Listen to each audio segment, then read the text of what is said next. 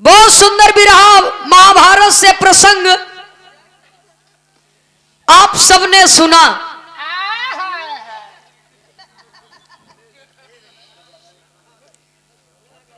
और हमारे माननीय शकील भैया जी एक बहुत बढ़िया बात बोले कि बिरहा में ऑर्केस्ट्रा जिनकी है कह रहे का बिल्कुल कह रहे हैं। इलाहाबाद में कुछ हो ही लगा बा, पूर्वांचल के का चैली छटक के चली आई। हाँ, छुआता है।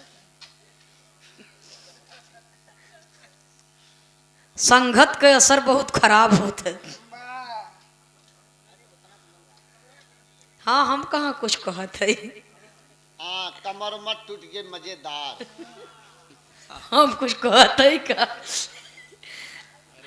भैया। मास्टर साहब एक आखी कोनो गीत उत बजावत तो हूँ।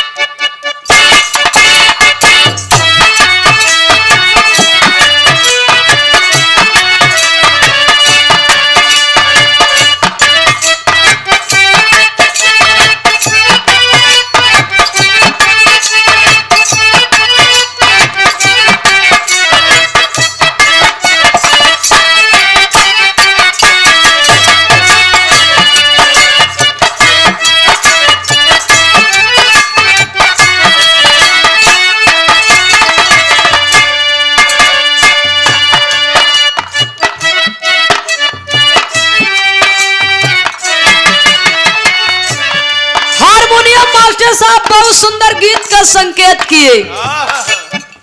स्वर्गीय बाबू राम कैलाश जी गावत रहन सैया हो तो है कैसे मनाई। उनकर गाना ढेर रहा, हमसे सबसे उतना नहीं बनी, इसलिए कि दादा लोग दद्दई लोग रहे, नंदनिया नंदनिया रही, लेकिन फिर भी गुरु घराने के नाते कुछ न कुछ असर तो रहबई करते। निर्गुणी और सगुण दोनों भाव है। एक सखी से कहता, क्या कहता मास्टर साहब? उमरिया रहली बारी यही रे सहेलरिया।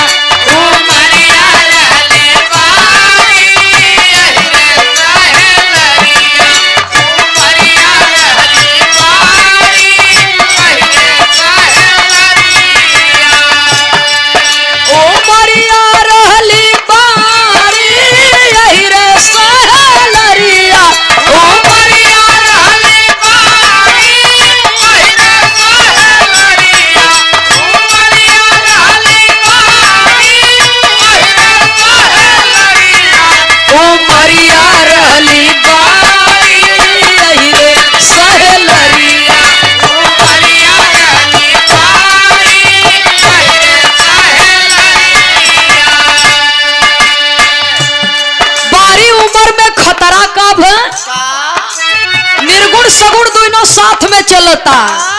पहिला जब गईली गवनावा,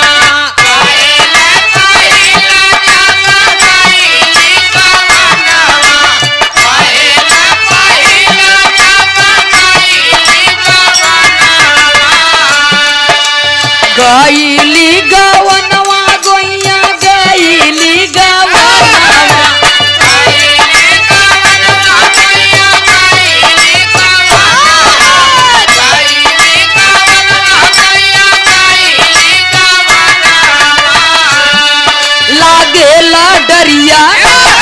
लागेला डरिया भाई यही रे सहेलरिया। लागेला डरिया भाई यही रे सहेलरिया, लागेला डरिया भाई यही रे सहेलरिया, लागेला डरिया भाई यही रे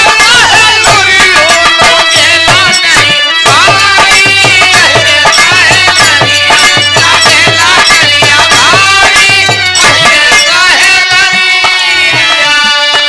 रतिया रतिया से जरिया पे आए जब सजनवा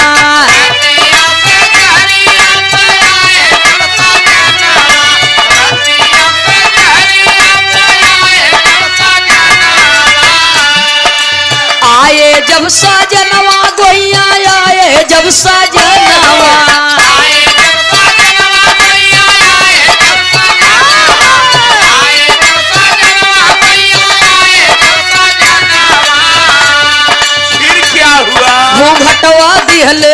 घूंघटवा दिहले टारी यही रे सहेलरिया घूंघटवा दिहले टारी यही रे सहेलरिया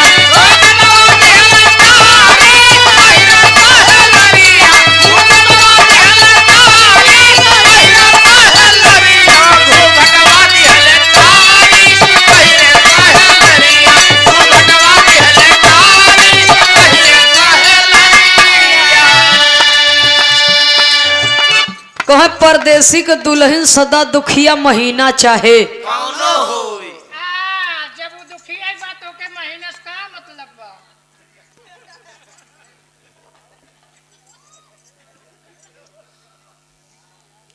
तोहरो तर्क ठीक ही बा हाँ चाहे 1 महीना बीते चाहे 6 महीना बीते चाहे साल भर बीते ओके का फर्क पड़े वाला बा वाह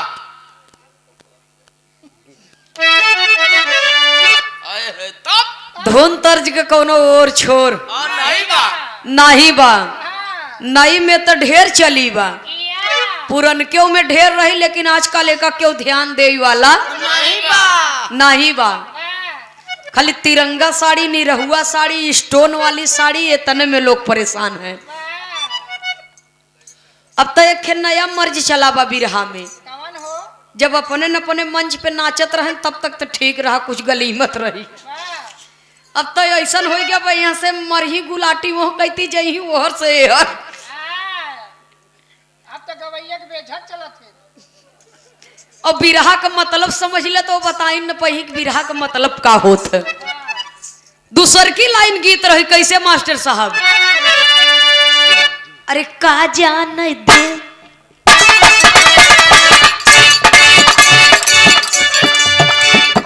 का जान दे शहर वाली कजरा का जान दे शहर वाली कजरा का जान दे शहर वाली कजरा का जान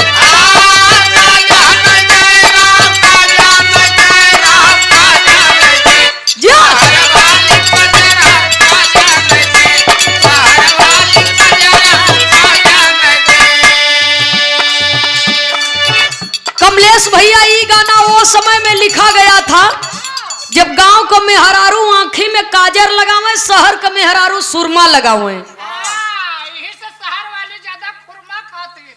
अब चाउमीन डोसा पर चलत हैं खुरमा कहाँ लेगी भैया हाँ कोनो शहर दिन पटल होई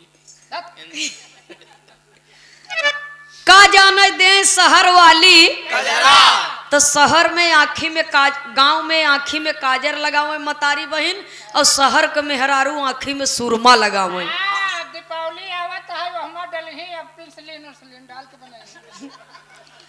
ई कह दे कि दीपावली के दिन काजर पारा जात है वहाँ निर्मली उर्मली देसी घी नाई के बढ़िया से ओके सानत ही बनावत ही ताकि दवाई के काम करे। जना लगाओ छछुन्नर हो जाए कहा भाई सुने है भैया हो पहली लाइन कितनी सुंदर लिखी गई आन के बलमुआ के सेज सुतावई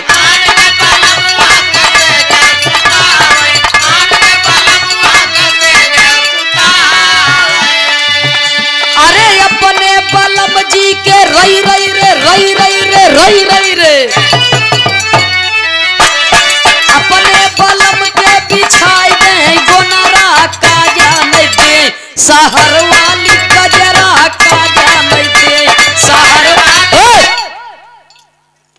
वो कौन ऐसन मेहरारू है कि दूसरे के आदमी के अपने लगे सुतावता और अपने आदमी के कहता कि धाने के पियरा का गोनरा बना के रखा बा जा वही बिछाई लो ही पोलरा कहीं पुअरा कहती, कहीं पियरा कहती, कहीं पैरा कहती। अपने यहाँ कहती गोनरा बनाई दो, ओहर पूर्वांचल में चला जाबो तो धाने का पुअरा का गोनरी, एहर गोनरा ओहर गोनरी।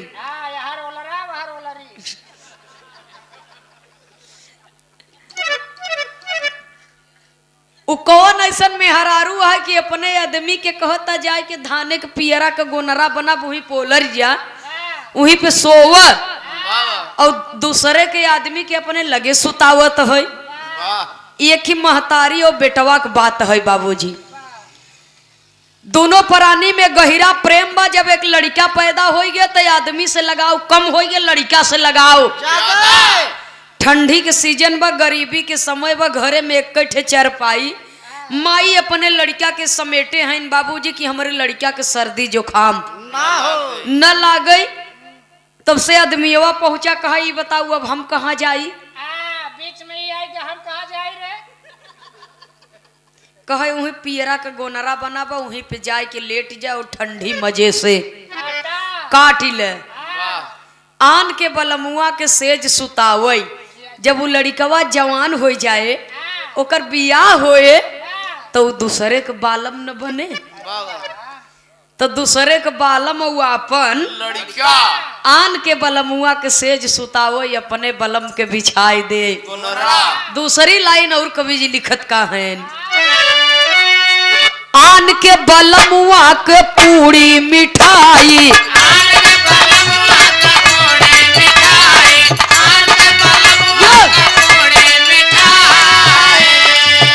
अरे अपने बलम जी के रई रई रे रई रई रे रई रई रे,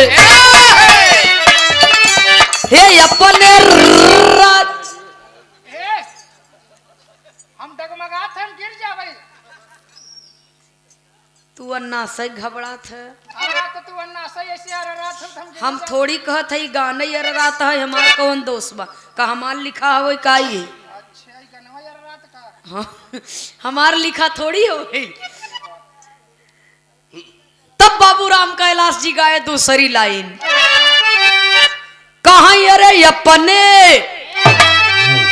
ता अपने बलम के भेवाई दे, बजरा का जान दे, शहर वाली कजरा का जान दे, शहर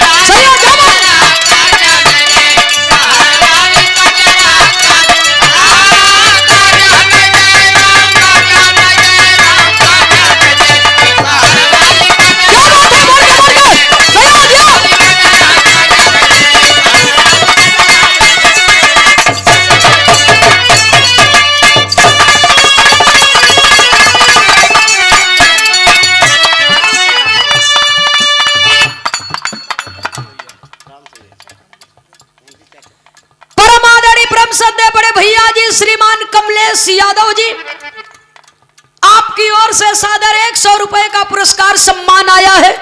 बहुत बहुत आपको सादर नमन है। बड़े भैया कमलेश यादव जी के छोटे अनुज जी श्रीमान अशोक यादव जी की ओर से सादर 100 रुपया देकर के सम्मान किया गया। बहुत बहुत सादर नमन है।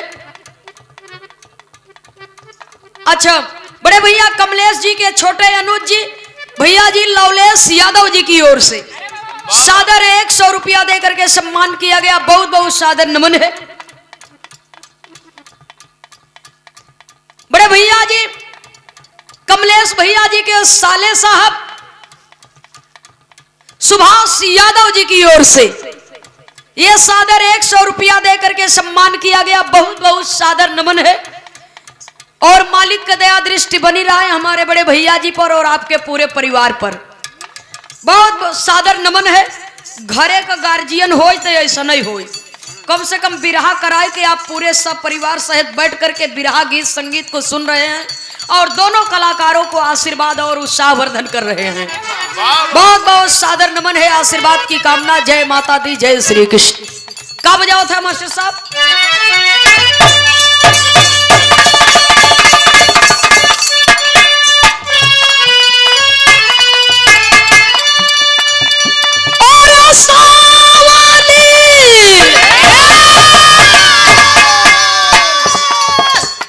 सावली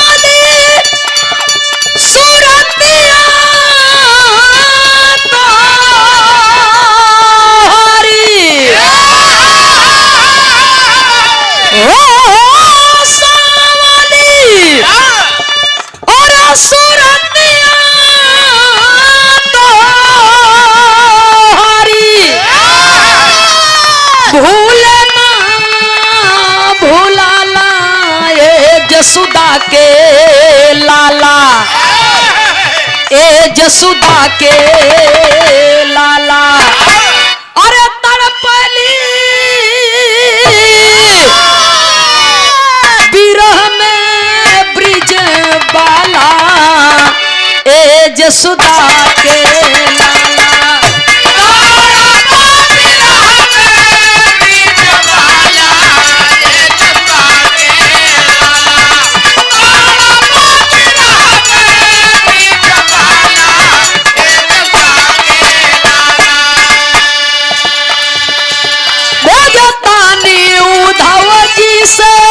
सुनो श्यामा बंदिया,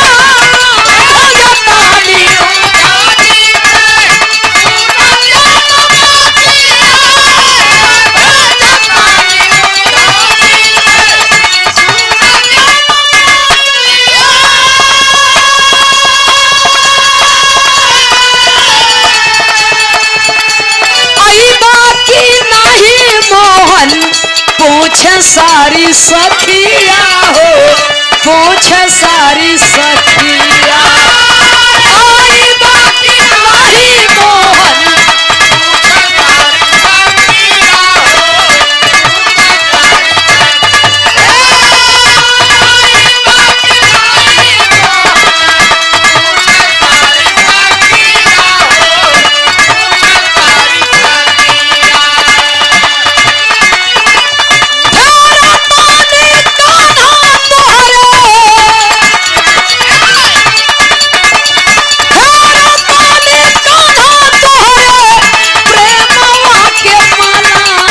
जसुदा के लाला, किए हो जसुदा के लाला। अरे तड़पली बिरह में ब्रिज बाला, ए जसुदा के लाला।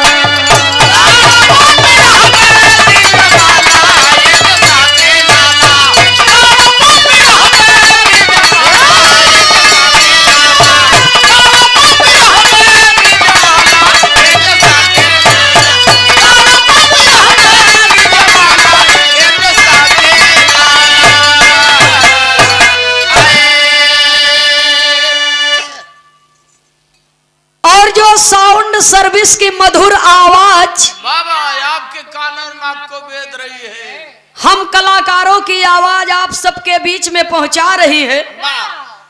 ये साउंड सर्विस के मलिकार महोदय और कलवारी प्रतापगढ़ के यान बान शान है, साउंड के बादशाह हैं बबलू भैया जी की ओर से सादर 100 रुपया देकर के सम्मान किया गया। बहुत बहुत आपको नमन है। मालिक सुखी रखें, परिवार सुखी रहे, ऐसे ही आपके बनाए के भगवान रखें ताकि जहां जहां भेंट हो साउंड सर्विस के आप बढ़िया से बनावा और बढ़िया सेवा समाज के आप द जे भी भैया लोगन के जरूरत पड़े साउंड सर्विस के ती हमरे बबलू भैया के सेवा के अवसर जरूर दे। मशीन सजा के रखे रहा बना के। बहुत बहुत सादर नमन है। बहुत सुंदर विरहा आप लोगों ने सुना। भगवान श्री कृष्ण कन्हैया और अर्जुन जी को बुढ़िया माँ ने जवाब दिया कि हम 3 बार ही बरे रखे हैं, तीनों जने जहिए भेटाई जही तहिए तीनों जने के मारब जरूर। हाँ हो, दुश्मन तो दुश्मन, इसलिए मन के भेद अगर केहू से होई गे, मत भेद तो बिरहा में होत है, लेकिन अगर केहू से मन के भेद होई गे बाबूजी तो वो उलझन जल्दी सुलझती नहीं है। अच्छा, लास्ट में वो बुढ़िया माई कहे तू हमार बेटवा हम तोहार माई। कहीं आवे वाले समय में मनई ऐसा इतना बड़ा होई ही कि भाटा लग्गी से तोरही, जब भाटा लग्गी से तोरही तब तोरही, लेकिन आज का समय भाई हमसे सुना। एक बिरहा आपके बीच में प्रस्तुत है, सुनने वाले बाबूजी। कहा जाता है जहां न पहुंचे रवि वहां पहुंचे कवि, जहां सूर्य की किरण नहीं पहुंचती वहां कवि की सोच पहुंचती है। हमारे पूज्य कवि जी श्री खेमराज यादव मोछ वाले जिनकी देन है कि ये बिरहा समाज हमें मिली है। आपके खंडवा जलेश्वरगंज लालगंज से हमारी एक शिष्या है श्वेता यादव अर्पण, और हमारे यहाँ ही वो बच्ची रहती है। गुरु शिष्य के पुराने रिश्ते को, पुराने नाते को वो बाखूबी निभा रही है। हकीकत में पहले के जमाने में शिष्य गुरुकुल में जाया करते थे शिक्षा लेने के लिए, और जब तक शिक्षा का अवधि पूर्ण न हो जाए तब तक घरे लौटत नहीं रहे। तो हमारी वो बच्ची है, हमारी शिष्या है श्वेता यादव, तो उसका कार्यक्रम है इसलिए कवि जी नहीं आ पाए। हमारे बबलू भैया जी से बात हुई थी, लेकिन मैं अपने इस मंच से, इस कलवारी की धरती से कवि जी के श्री चरणों में सादर प्रणाम करती हूँ, नमन करती हूँ। आप हमें आशीर्वाद दे कि समाज की जो जिम्मेदारी आपने दिया है हम उसे निभाने में सफल रहे। एक बिरहा की प्रस्तुति आपके बीच में प्रस्तुत है। कवि को संकेत करना पड़ा, 4 लाइन भूमिका का भाव है।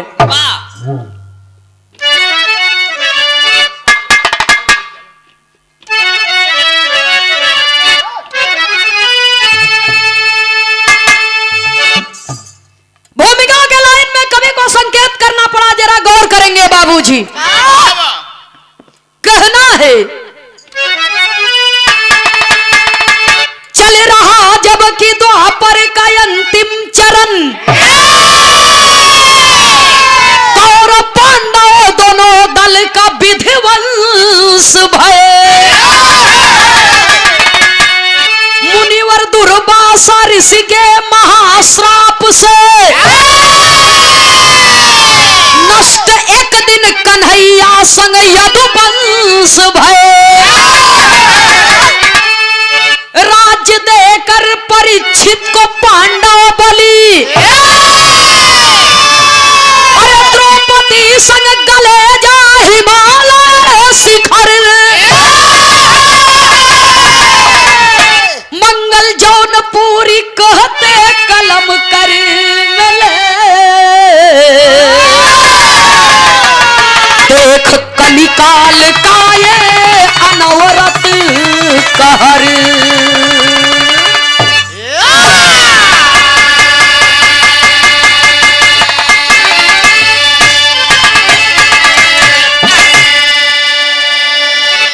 कलयुग से बड़ा जुग कौनो रहा नहीं। बिरहा में 1 लाइन गजल का भाव है। कहना है बाबूजी,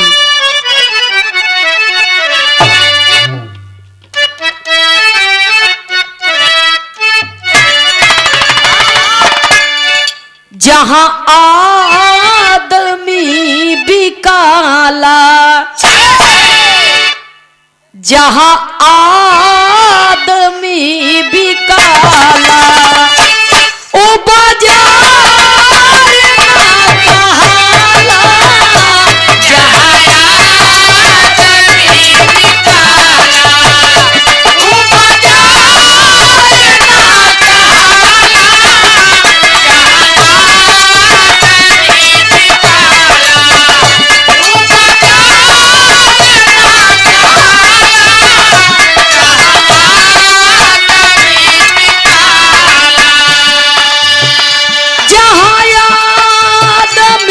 बिकाला, ओ बाजार ना जो डूब गइल किनारे,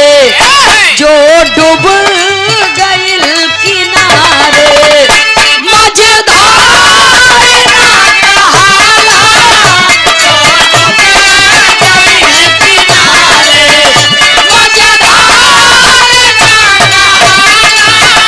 जो डूब गइल किनारे,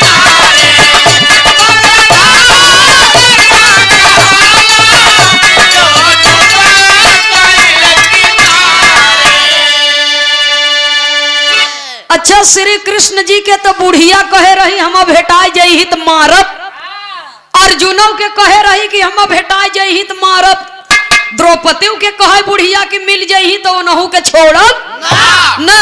लेकिन जब कौरव पांडव कृष्ण सहित बाबूजी दुर्वासा ऋषि के श्राप से ये धरती को छोड़ करके चले गए, परलोक सिधार गए। तो पांडव कुल का राजा के बना परीक्षित। परीक्षित जब राजा बने, हस्तिनापुर के राज गद्दी उनके गहाई गई, तो एक दिन राजा परीक्षित अपने मन में विचार किए। कौन सा विचार किए? कहना है,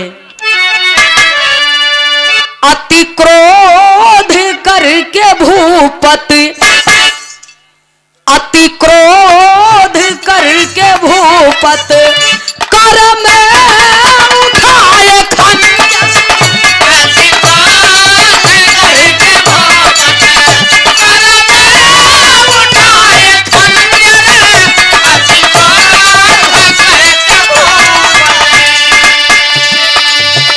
अति क्रोध करके भूपत कर में उठाए खंजर, आने न दूंगा कलयुग, आने न दूंगा कलयुग, निज राज के मैं अंदर, आने न दूंगा कलयुग, निज राज के मैं अंदर, आने न दूंगा कलयुग। राजा परीक्षित अपने मन में विचार किए कि द्वापर का अंतिम चरण चलत बा, कलयुग लगे वाला बा। सतयुग, त्रेता, द्वापर तीनों भाई कहे रहन कि कलयुग बहुत पाजी बा, वो आ जाए तो सब है दंड मिले। तब राजा परीक्षित अपने मन में विचार करने लगे कि हम कलयुग अवैन न देवे, आए कैसे। अपने हाथों में खंजर उठाए और चल दिए। कवि को संकेत करना पड़ा। कहानी का शुरुआत ही हुए सेवा मास्टर साहब।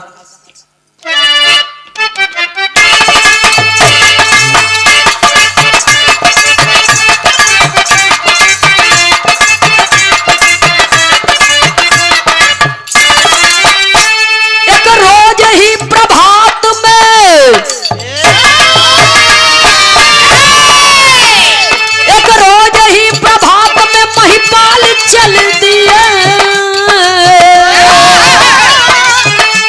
एक रोज ही प्रभात में महिपाल चल दिए, कलयुग का कहर देख ले मलाल चल दिए।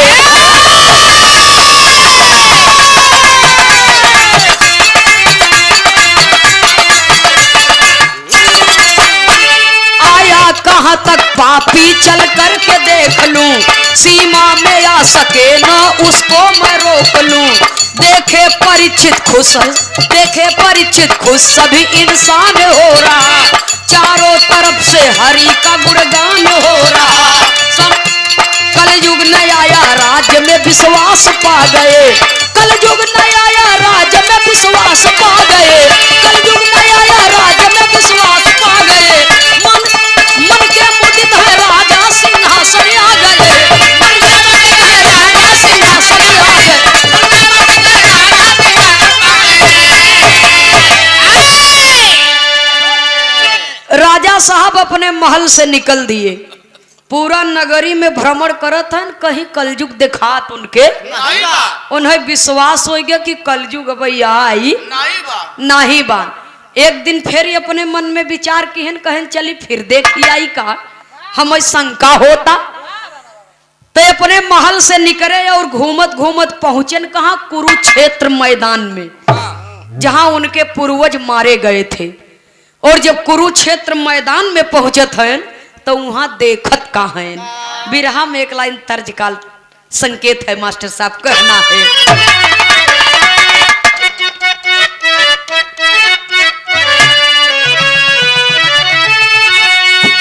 अरे गोरी गईली पियावा के देश,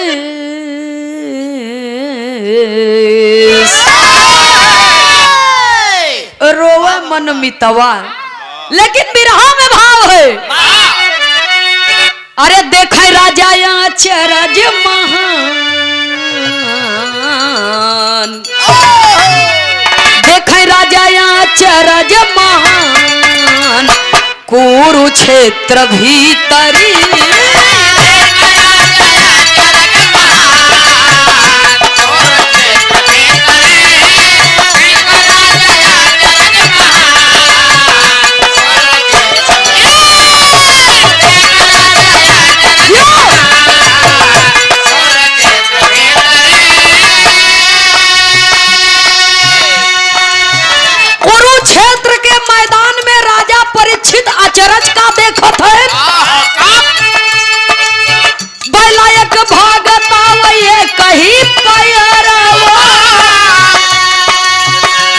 पीछे गैया रोवे फारी के हियारावा।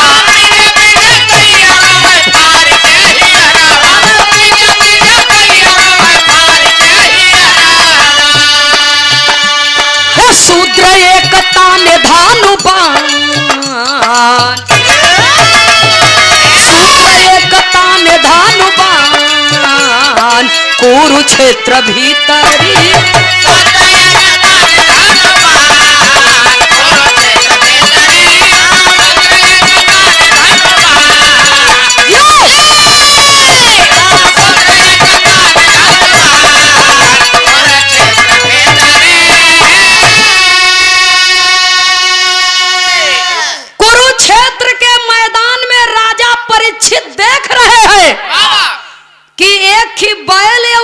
पीछे पीछे एक गैया, अब बैलवा के खाली एक कई पैर बा, एक पैर का बैल भागत आवत बा, गाय ओकरे बदे तड़पता, आ गैया के पीछे एक शूद्र लगा बा जौन धनुबान ताने बा कि मौका पाऊ तो मारब जरूर।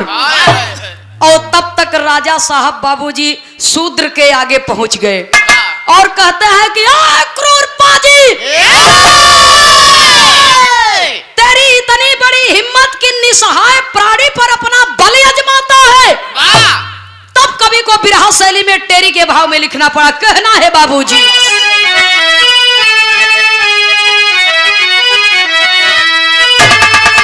अरे राम रंगबाजी हमारे शासन में नहीं, अरे रंगबाजी हमारे शासन में नहीं। अब परीक्षित कहाँ गरज के दूर भाग जा पाजी, हो पाजी, हो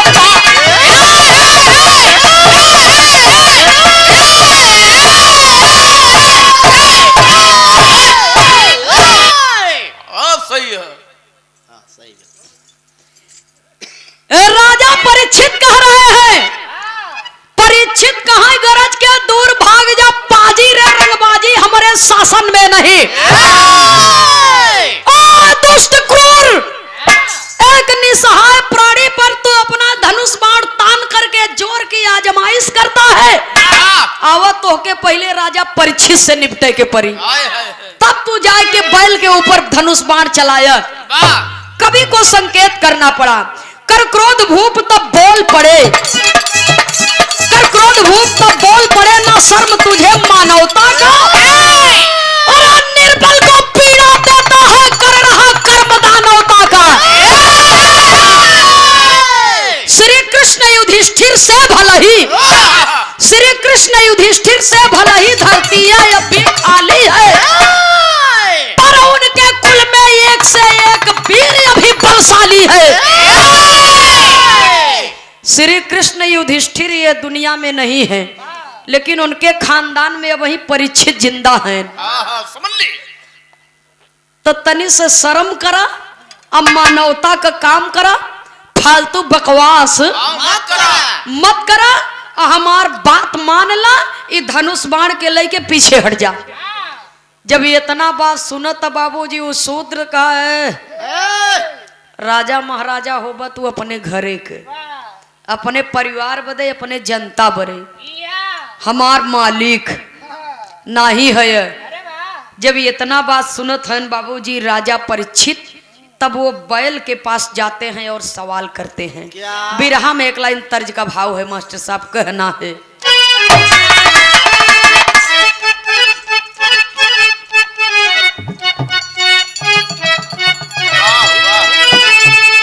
अरे अंगने में फूले फूले गेनवाए ननदी, बाजले बधाइया दुआरे पे। अभी अभी आप लोगों ने त्रिभुवन जी से सुना है ना कि दद्दा राम कैलाश जी गावत रहे, एक दद्दा पंधारी गावत रहे।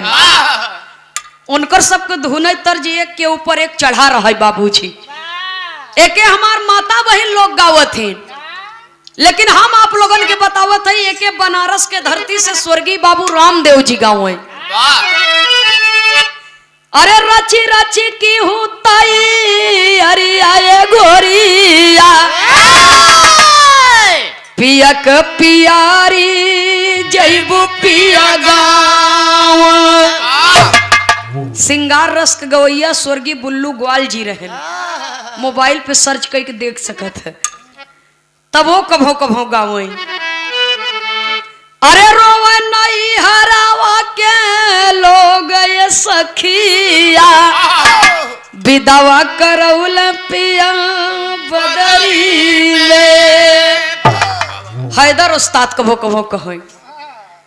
अरे ननद भौजैया दुनऊ एक समौरिया, दुनहु क पिया परदेसिया हो राम। शकील भैया वही त्रिभुवन भैया बताए न, एक से बढ़ के एक ही धरती वीरन से खाली नहीं बा। जे एक दिनक बिरहा सिखता उहो सम्राट लिखता, बिरहा सम्राट फलाने ढेकाने। सम्राट बहुत हैं, लेकिन हम हकीकत में बताई हम मुकाबला बिरहा गाए है, एक नहीं चार चार दंगल। ये हमार सौभाग्य है। सुने वाले बाबूजी हम साफ साफ बोले। वही मिझूरा में जब कार्यक्रम रहा बारात में, कैसे राम आशीष यादव एक जने हैं वो नहीं से, तब वो समय में हम वो जगह पर बोला सम्राट भले सब लिखें, लेकिन स्वर्गीय जनाब हैदर अली जुगनू जी बिरहा सम्राट असली वो रहन। कभों केहू से कहन नहीं कि ई नवा गवैया है हम ऐसे न गाओ। बड़े बड़े सम्राट तो ऐसा हो गए हैं कि काम खत्म बा उनकर। वो खाली मनपसंद गायिका से गावत थे। ऐसा ही ऐसे सम्राट है दुनिया में सुने वाले बाबूजी। लेकिन सम्राट ओके कहा जाता है कि जे सब में हट जाए, जे सबके समेट के लेके चले। सम्राट रहन बाबू रामदेव, यही फूलचंद फिरंगी से बिरहा गा रहन। सही बात, फूलचंद फिरंगी जी के गाना नहीं अच्छा होत रहा, लेकिन बाबू रामदेव जी से जनता कहे लगी कि खलीफा तो ही गावा अपने इलाहाबाद में। कहे तू सबे पागल है का यार, क्यों माई के पेटे से सीख के आवत है। अरे आज सीखत हैं तो काल बढ़िया गावे लगी। ओके सम्राट कहती, ओके नहीं कहते कि हम फलाने से सट्टे न लिखब, बयान न ले भैया हो। तो इसलिए स्वर्गीय जनाब हैदर अली जुगनू जी और अंतरराष्ट्रीय कलाकार स्वर्गीय बाबा राम कैलाश यादव जी, तो ऐसा धरती पर हम सब जन्म लिया है, हम सबका परम सौभाग्य है बाबूजी। तो इसलिए हैदर उस्ताद कहें ननद भौजैया दोनों एक ही समौरिया, दुनहु को पिया परदेसिया हो। लेकिन बाबू राम कैलाश जी कहें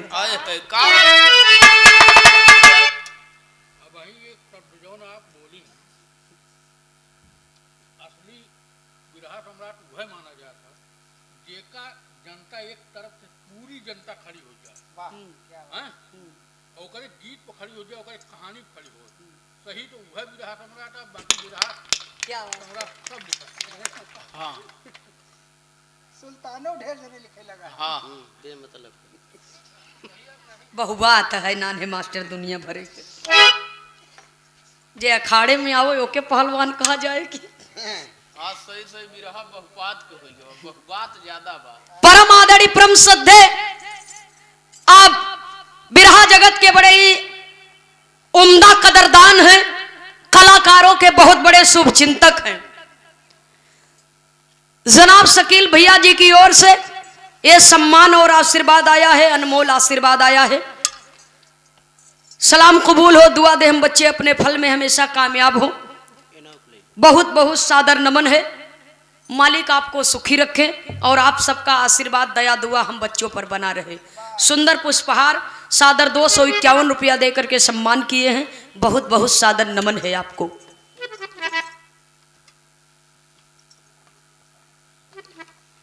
और इसी बात पर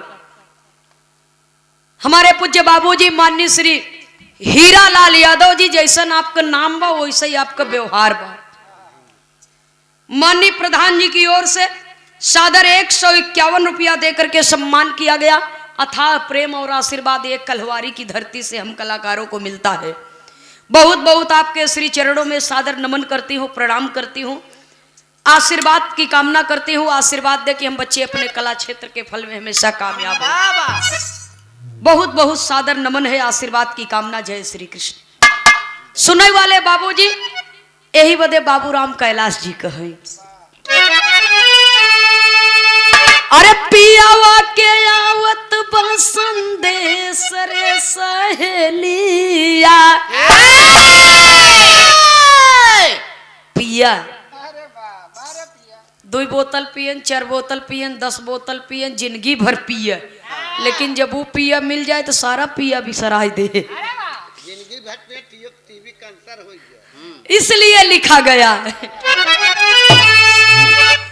अरे वो है प्याला माँ के आवत बा संदेश रे सहेलिया अरे पियावा के आवत बा संदेश रे सहेलिया जाना होई पियावा के देश हो पियावा के आवत बा संदेश रे सहेलिया जाना होए पियावा जाना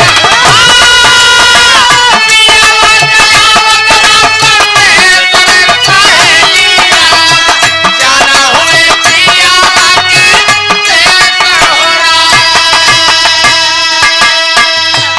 लेकिन बिरहा में भाव है अपने प्राणों की भीख मांग रहे असहाय बैल के पास राजा परीक्षित पहुंच के कहता है कहाँ के निवासी तू बतावा अपनौआ कहाँ के निवासी तू बतावा अपनौआ पूछेला रजनावा बैला से कहाँ के निवासी तू बतावा अपनौआ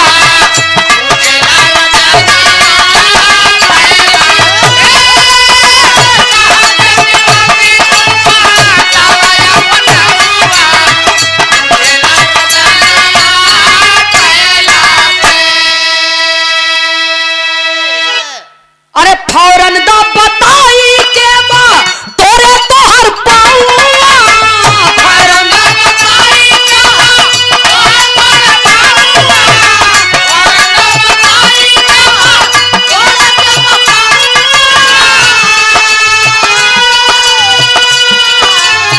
पाप लागी जाई राजन लेता वो कर नाऊआ पाप लागी जाई राजन लेता वो कर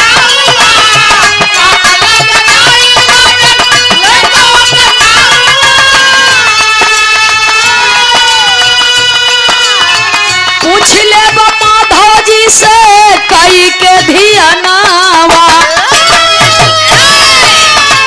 पूछ ले माधव जी से कई के धियानावा पूछला रजनावा बैला से माधव जी से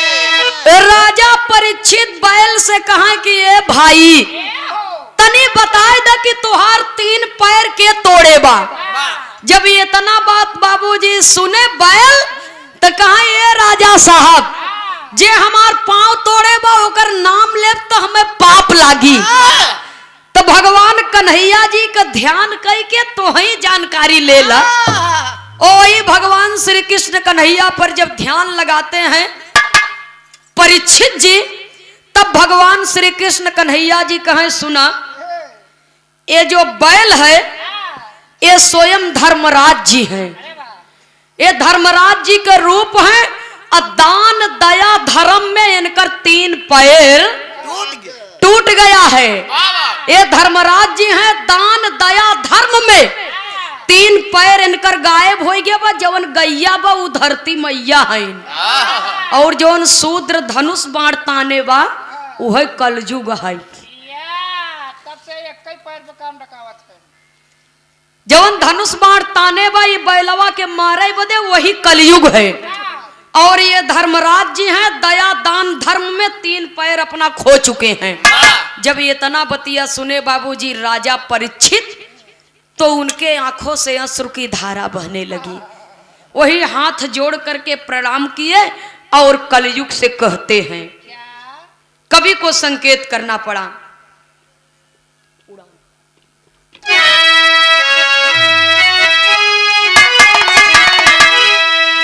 महाक्रोध में लखी राजा के कलयुग डर से कांपे।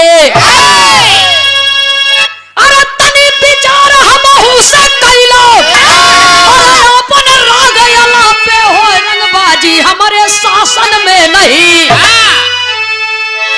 तो अवगुण छोड़ के हमारा गुण ले अंदाजी रंगबाजी हमारे शासन में नहीं। कलयुग कहा था राजा साहब से कि काहे क्रोध करत है, गुस्सा काहे करत है, खाली अवगुण दिखाता गुण नहीं दिखाता। तो अवगुण छोड़ के हमार गुण अपनाए ले तोहरो जिंदगी सफल हो जाए। नहीं द्वापर तो खत्म होए वाला बा, हम आवत तो है। सबसे पहले तो है के हम निशाना बनाऊ इतना जान ली है। जब इतना बात सुने राजा परीक्षित करत कहां कवि को संकेत करना पड़ा। बिरहा में 4 लाइन कवित का भाव है।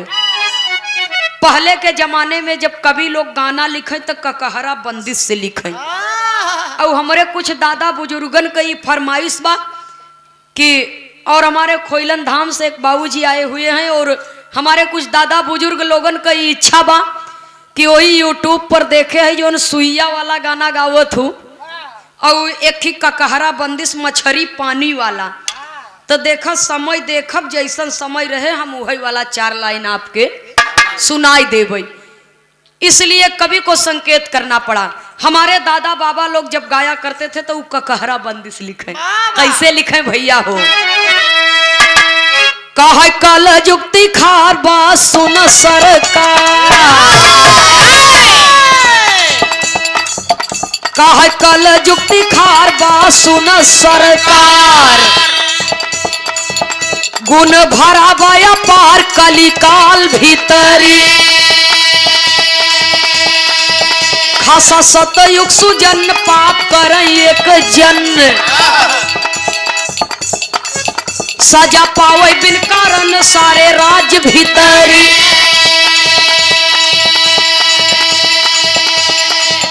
गाथा त्रेता की बताई गलती एक से हो जाई,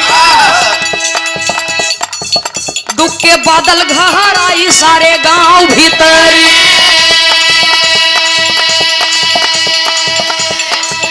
घटना दोपहर की बताई खता एक से हो जाई, घटना दोपहर के बताई खता एक से हो जाए, सजा पावे दुखदाई परिवार भीतरी,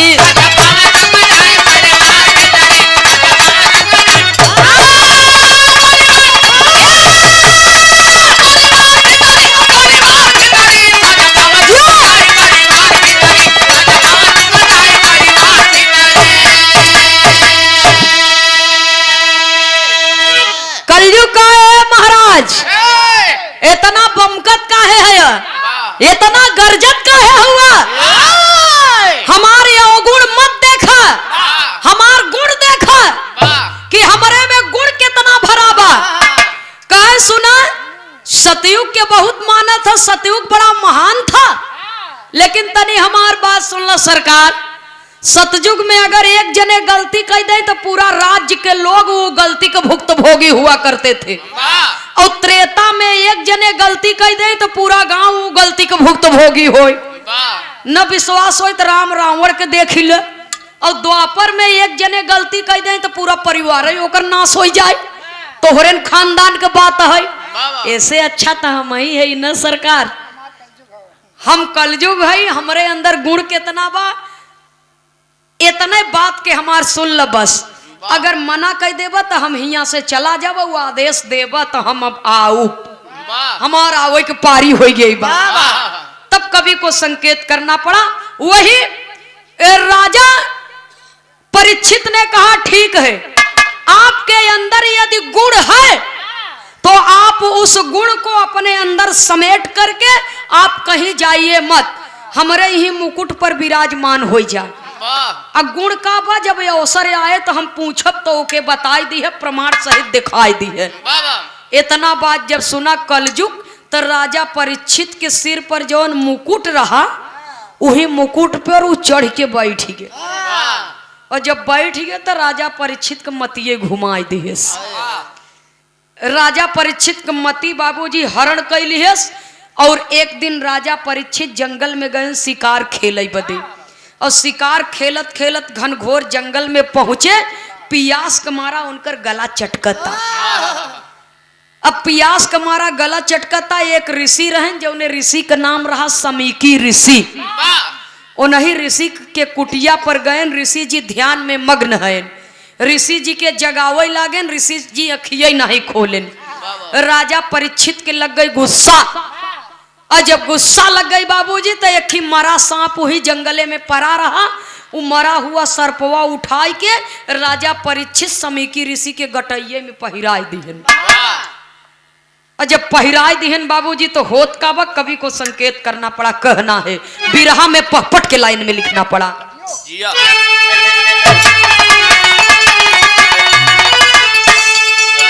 अरे कहाँ क्रोध कर समीकी ऋषि तिखारी मतिया मारी बा।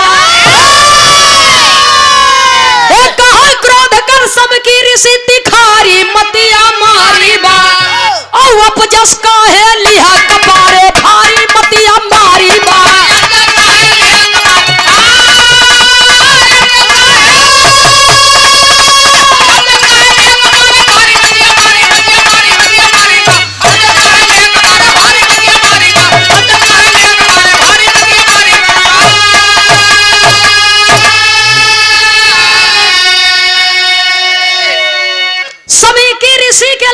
श्रृंगी ऋषि जब जान गए कि मेरे पिता के गले में राजा परीक्षित ने मरा हुआ सर्प डाल दिया, पापी ने पाप किया, वही बाबूजी ऋषि जी अंगिरा ऋषि श्राप दे दिए। कहे जाओ आज के 7वें दिन तुम्हारी मृत्यु होगी। तब कवि को संकेत करना पड़ा। कहना है समीकी के लड़का रहे अंगिरा ऋषि। सुनने वाले बाबूजी कवि को लिखना पड़ा अंतरे के लाइन में। ऐसन राजा धरा पे दुर्लभ ली है नहीं जनमवा हो। अगुण राजा के देखल नहीं अवगुण दिखल समनवा हो। अरे अब प्रकोप कलयुग का होई है जारी मतिया मारी बा। और संत जनन के ना होई खातिर दारी मतिया मारी बा। सुनने वाले बाबूजी समीकी ऋषि के लड़का अंगिरा ऋषि जब श्राप दे दिहन तब समीकी ऋषि अपने लड़का के डांटत हैं कि आप ऐसन काहे कह दी है। ऐसन राजा अब धरती पर मिलना मुश्किल है, दुर्लभ है। और राजा का गुण नहीं देखा गुण खाली देखान। अरे अपने गर्ज लगाई उनके पियास लगी रही, जान जात रहा। तो क्रोध में अगर केहू आ जाए तो कुछ भी कह सकत है, लेकिन आप एक महान तपस्वी के लड़का है, आपके ऐसा काम करे के ना चाहिए। जब इतना बात बाबूजी सुने हैं ऋषि जी तो अपने मन में विचार करने लगे।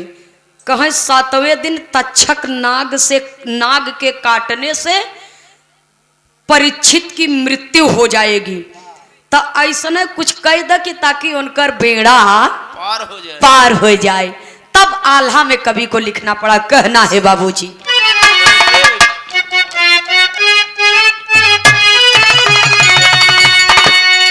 अरे पाई के संदेशा खुशी भाई रजनवाय भैया। पाई के संदेशा खुशी भाई रजनवाय भैया। पाई के संदेशा खुशी भाई रजनवाय भैया। राजगद्दी दिहले जन मेजे को तिखार। राजगद्दी दिहले जन मेजे को तिखार।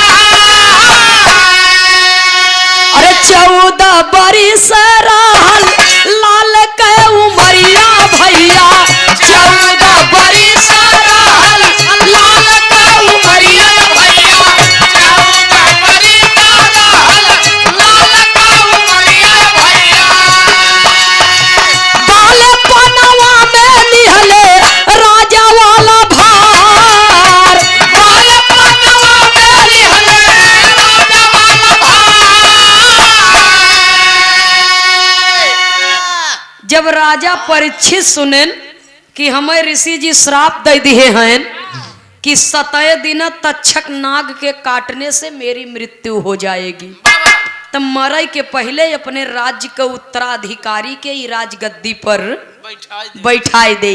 तब परीक्षित के लड़का जन्मेजय जेकर उम्र 14 बरिस, लेकिन अब राजा साहब तो जान रहे हैं कि मैं मर जाऊंगा, इसलिए राजगद्दी सूनी नहीं रहनी चाहिए।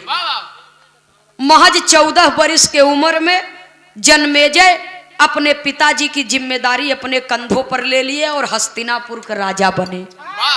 और जब राजा बने तब कवि को लिखना पड़ा, कहना है अरे अंगिरा भृगु पाराशर गौतम मुनि ज्ञानिया भैया,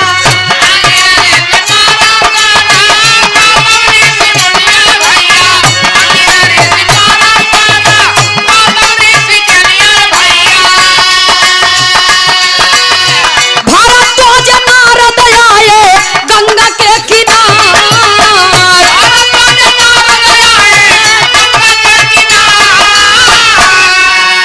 और नारद सुखदेव जी से बोले मधुरी बनिया बाबा, नारद सुखदेव जी से बोले मधुरी बनिया बाबा, नारद सुखदेव जी से बोले मधुरी बनिया बाबा।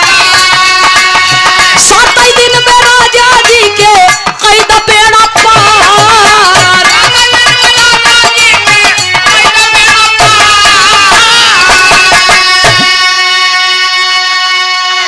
जन्मेजय को राजगद्दी दई के हस्तिनापुर के राज्य सिंहासन के बागडोर जन्मेजय को सौंप दिए।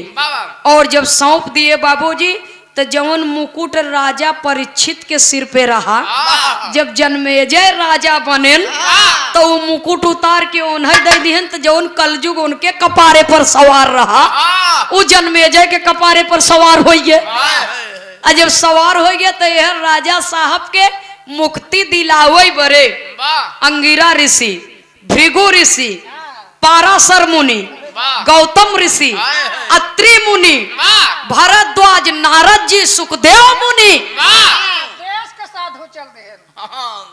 तो जितने विद्वान साधु संत रहे बाबूजी, गंगा के किनार पर परीक्षित जी को लेकर के पहुंचे और कथा भागवत का पाठ होने लगा कि अब इनके मुक्ति मिल जाए के तब कवि को संकेत करना पड़ा, कहना है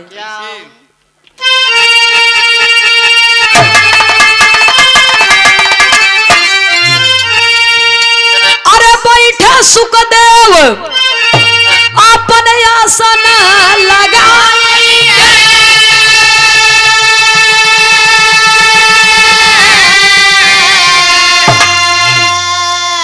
अरे बैठे सुखदेव अपन आसन लगाई के,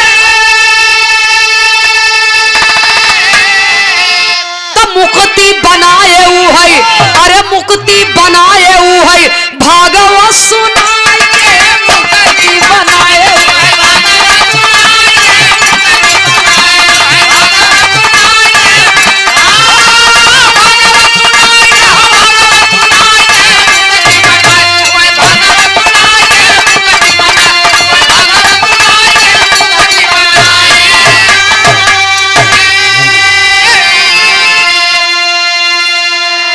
अरे गुण अवगुण दुई नौ बाटई कल युग में मोरे भाई,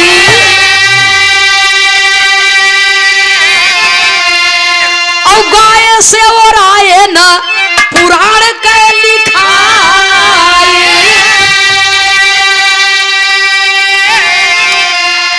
अरे लिखे मंगल विजय हरि से नहिया लगाएंगे, अरे मुक्ति बनाए हुए है तो मुक्ति बनाए हुए है, भागवत सुनाए के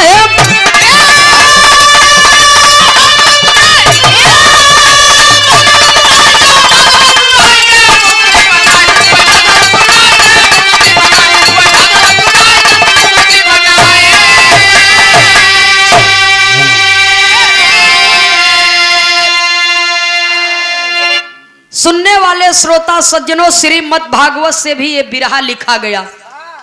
तो श्रीमद् भागवत मंत्रों का उच्चारण होने लगा बाबूजी, और ऋषियों के मंत्रों का उच्चारण वायुमंडल के द्वारा आकाश में जाने लगा। कवि को संकेत करना पड़ा, मुक्ति बनाए हुए भागवत सुनाए के। 6 दिन बाबूजी वो भागवत कथा का पाठ हुआ, और 7वें दिन राजा की मुक्ति मिल गई बाबूजी। और तब राजा के आत्मा से आवाज निकलती है कि कलयुग जवन रहा, तो उसे तनी एक शब्द पूछ ले कि बाबू तू रहबा कहाँ। तब वही बाबूजी कलयुग से ऋषि लोग पूछत हैं कि बतावा तू रहबा कहाँ। कलयुग कहता, कलयुग में जो करे पाप भोग वही अंग पाई, सोना मदिरा जुआ सूम घर डेरा देव जमाई। ऐसा नहीं घरे रहा हम। हिंसा जीव जहां पर होवे, बेस्याबाजी रंगबाजी हमरे कह। देखा जौने जगह पर इंसान के ज्यादा लालच आए, चाहे सोना हो गए, चाहे रुपया हो गए, और चाहे दूसरे का धन दौलत खेत कियारी जमीन जायदाद कुछ भी हो, जौने जगह पर अनेक काम होत रहे बाबूजी, वह जगह पर हमार निवास रहे, हमार उपस्थिति हो जाए। तो हमारे कलयुग का खासियत ई बा कि साझे करे सकारे पावे पूत भतार के सतयुग त्रेता द्वापर में जे एक जने पाप करते रहे तो पूरा राज्य भोगई, पूरा गांव भोगई, पूरा परिवार भोगई। लेकिन हमारे कलयुग में जे पाप करे वही ओकर भुक्त भोगी होए।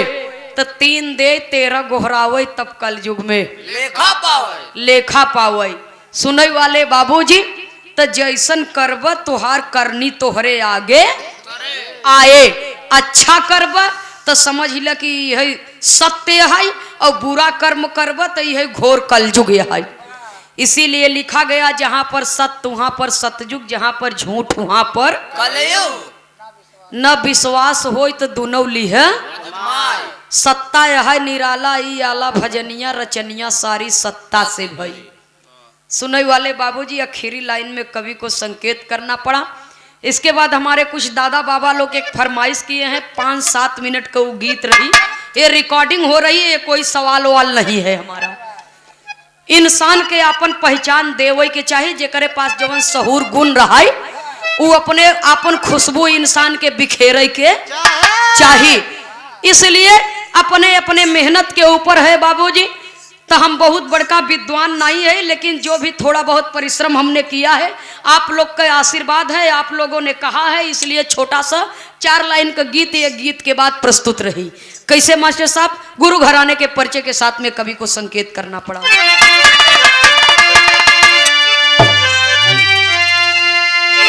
स्वामी सीता राम हित कवि लहुरी राम किशोर, मंगल जौनपुरी की कविता चर्चित चारों ओर।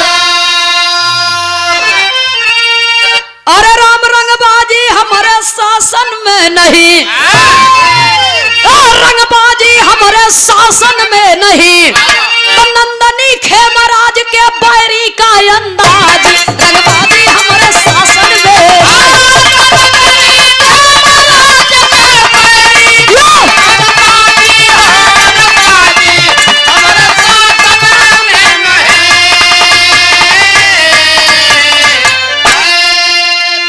सूरदास जी मास्टर साहब खाली एक लाइन के बजावा, धुन तर्ज नहीं बोलब।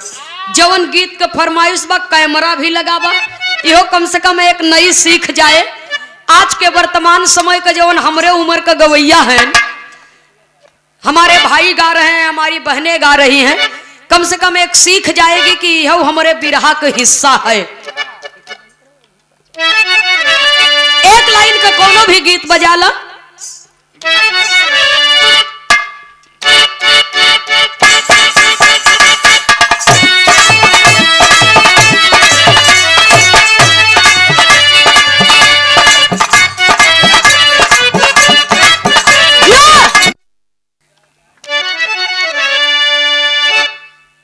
सुनई वाले बाबूजी, परिश्रम कभी व्यर्थ नहीं जाता, मेहनत कभी भी व्यर्थ नहीं जाती है। तो पहले के जमाना में ऐसने कुल बिरहवे हो, आधार, ककहरा, बंदिश, शायरी, छंद, ये कुल होबे करे। तो बहुत बढ़िया तो हमें नहीं, लेकिन थोड़ा बहुत आप लोगन का आशीर्वाद बा। तो क्यों क्यों करताल से जीभ पकड़ के गावत थी, हमहू लोग गावा जाते चिमटा से पकड़ के। सुनने वाले बाबूजी ओके हलक बंद कहत थी, और हिंदी में रसना गहन छंद, उर्दू में हलक बंद। हलक बंद का मतलब जीभ पकड़ के ऐसे बहरे खींच के कैला, वो बिरहा गावा जीभ डोले के न चाहे, खाली गले से आवाज निकले ओके हलक बंद कहत थी। हलक से आवाज खाली निकले। गाय तो मोह बंद जिया राजा। हाँ मोह मोन के गाँव मोह कोलम ना केरन केरन एक ही गूंगी शायरी होते हो जानत है। हाँ वही वाले गौबई करत उहे वाला गाते। भैया हो वाह तो देखा ये सुई है। सुई है हाँ सुई है, ई का करबू सुई जरूरत पड़े तो तोहरे पर इस्तेमाल किया जाए। अरे बाप तोरे की गोड़वा पुआई। तो बताए हो तू हम सूझल है का नाही रहे तो तोहरे बस के नाही ने। भैया हो वाह ये सुई है, और हमरे उम्र का गवैया त ई कुल के नहीं गावत हन, खाली वो ओतनन में हैरान है। बलम जी सरक जाता कमर से स्टोन वाली साड़ी साड़ी। भैया हो इसे अधर कहते हैं, ककहरा भी बा अधर भी बा। तो ये हमारे जनपद प्रतापगढ़ और इलाहाबाद का धरोहर बा। गलती हुई तो क्षमा चाहब। एक दुल्हा अपने दुल्ही से कहे चलो तो चुनरी और घघरा छपवाई दे, बनवाई दे, खरीद दे।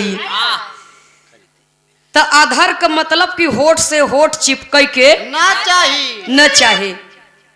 कमलेश भैया, शकील भाई, इहो बिरहा रहा। अधर का मतलब होठ से होठ चिपक के न चाहे, और जौने अक्षर से गाना शुरू हो वही अक्षर से बंद हो, अक्षरी गाना। इसलिए कवि को संकेत करना पड़ा।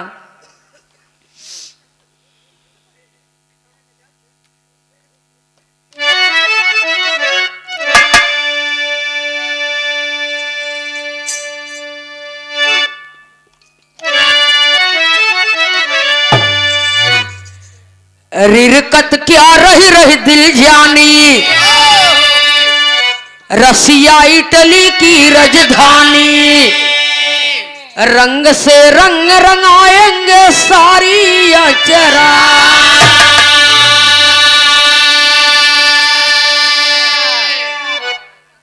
रकासी रंग से करतार रंगाएंगे जग सिरजनहार। कहेंगे रंगरेज या गार ज्ञान हितकारी अचरा।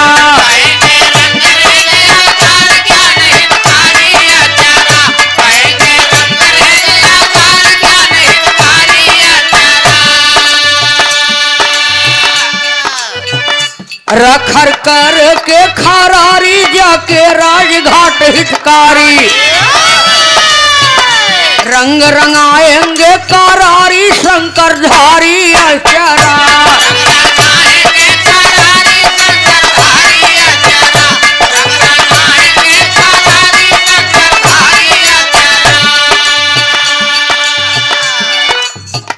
रे घर घेर घाघरा जाके, रे घर घेर घाघरा जाके घंघरा लाएंगे रंगा के। गा के रहना निजिया टारी चितधारी अचरा। गा के रहना निजिया टारी चितधारी अचरा। गा के रहना निजिया टारी चितधारी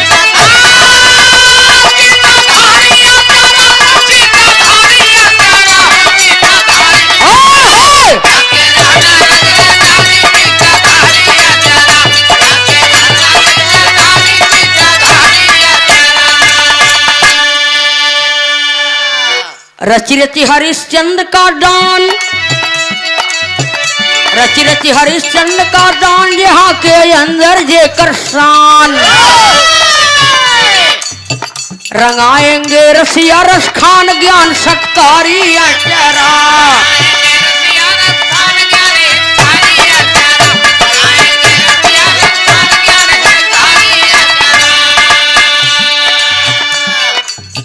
रे छरछिल सागर का ठाट रंगाएंगे ढाका के हाट। रहेंगे शेषनाग कर डांट जहर जैठारी अचरा।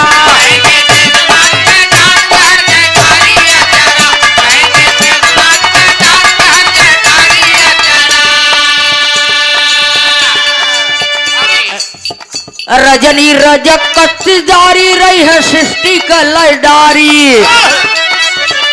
देखा नैनन के अगारी नर नारी अचरा।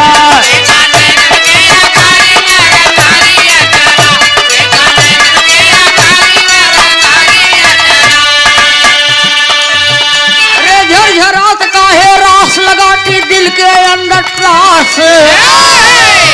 रहेंगे तारा चांद आकाश खास चटकारी अचरा।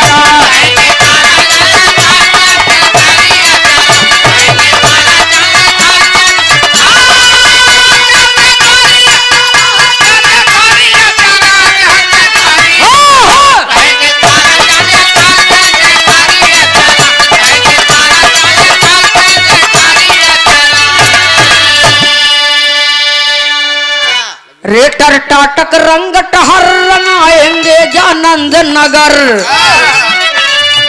रेटर टाटक रंग टहर रंगाएंगे जानंद नगर। रहेंगे सखियन के संग गिरधर कर ठगहारी अचरा।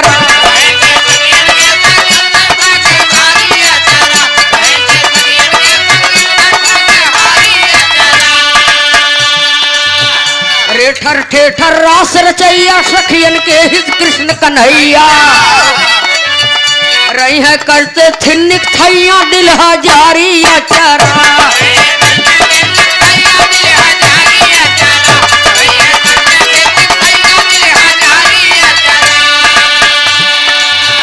रे डर जरा नहीं डर खाना। रे डर जरा नहीं डर खाना कहना इस तरह से गाना। नाही रंग से रंग हटाना दिल हजारी अचरा।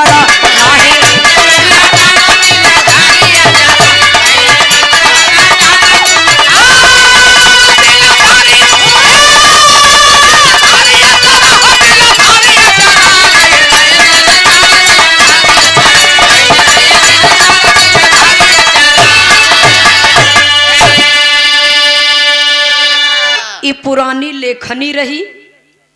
ये भी हमारे बिरहा का हिस्सा हुआ करता था। इसलिए हमार लेखनी न हो कि एके हम बदल दे। पहले के जमाने में पुरखा पुरनिया लोग लिखें तो आशीष भैया इहो जान ले इहो बिरहा रहा। पहले के समय में ऐसे लिखें तो खार भाषा लिखबे करे। ये बदे लिखा गया कि रे डर जरा नहीं डर खाना कहना इसी कदर से गाना। और ना ही रंग से रंग हटाना दिल हजारी अचरा। सामने वाले गवैया के कहा कि गावे खोए तो ऐसा ही गाया नहीं जिन गाये भैया हो। तो ये सब पुराने समय की बात थी, हमारे पूर्वजों की धरोहर है। और जब तक के सांस में सांस रही तब तक अपने पूर्वजन के धरोहर के हम लोग ले करके चलते रहेंगे। बहुत बहुत सादर नमन है। कमलेश भैया चाय पिला दी है ये हरा वो है।